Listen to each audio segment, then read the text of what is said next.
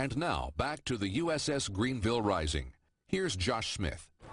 Right now on the USS Greeneville, we're in what's called a 15-degree up angle. As you can see, it's a challenge for me to even walk through this portion of the sub. 2 decks up from where I am right now, this crew is at a critical stage. They're getting ready for deployment, and for every person on this ship, that is a huge deal. There's a lot of things processes and things that we have to improve and to ensure that we're battle ready and ready to fight the fight abroad.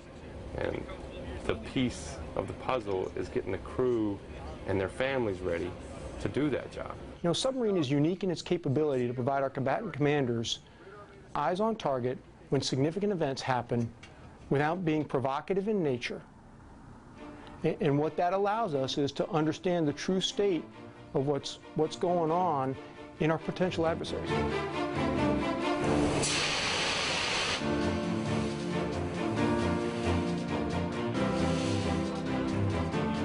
Greeneville represents the state-of-the-art of the Los Angeles class of submarines. It is one of our most sustainable, one of our best assets for operations in the Western Pacific, which we all consider to be the area of operations most important in the world today. So much of the world's commerce flows through this area. So many different, we have so many different allied relationships with the Japanese, with the South Koreans. All the different things that we do, our presence is needed in the Western Pacific, and that's why having Greeneville here overhauled, ready to go, is so important now. A typical deployment means 6 months at sea, weeks at a time underwater, limited shore leave during the deployment, and even then, these submariners have to be on their game. Our sailors are excellent ambassadors. They have proven again and again and again to be our best people to go out there and show what it is, what America values. And so those Liberty ports for the ships where they get to travel and see the world, one of the reasons that guys join the Navy, you know, have a double-edged sword. It gives them a chance to relax, see the world, and also gets the other nations a chance to understand what it is we're about. And our sailors do a great job of that. That ship sails every day knowing that they have that behind them. You know, Volunteers Defending Frontiers is the motto. The captain signs off every message he writes. We used to call it VDF. And every time the captain signs off on a message, at the bottom of that message, it says Volunteers Defending Frontiers, and I love that. What's important is the mission continues whether they actually have to shoot those weapons or not. 2 days at sea, a once-in-a-lifetime experience for the 11 Connects crew. After the break on the USS Greeneville Rising, final thoughts as they head for home. Copies of the USS Greeneville Rising are available for purchase. Proceeds will go to the USS Greeneville Incorporated, a nonprofit organization which supports the crew and the families of the USS Greeneville. To order, go to greenvillesun.com/submarine.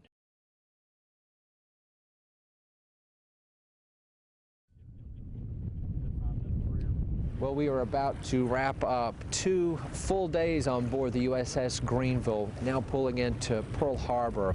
And after this 2 full days, we have gathered an immense amount of information about how this ship works, but more importantly, about who the people are on board it, each one of them with a story.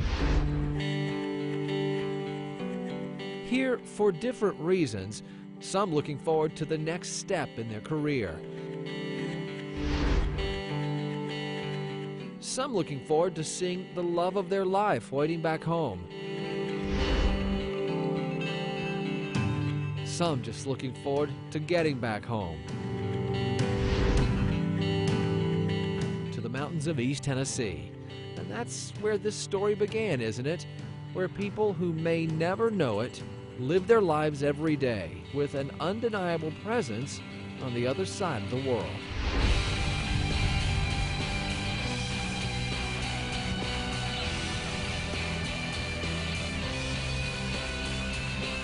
Not every day are the people in Greeneville affected by the events that happen in the Western Pacific, but through their ship, they are. They are affecting policy overseas. They are participating in keeping our sea lines of communication open.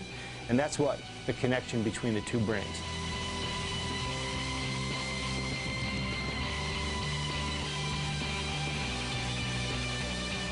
I think Greeneville, Greene County people will be here for that submarine till the day she's decommissioned.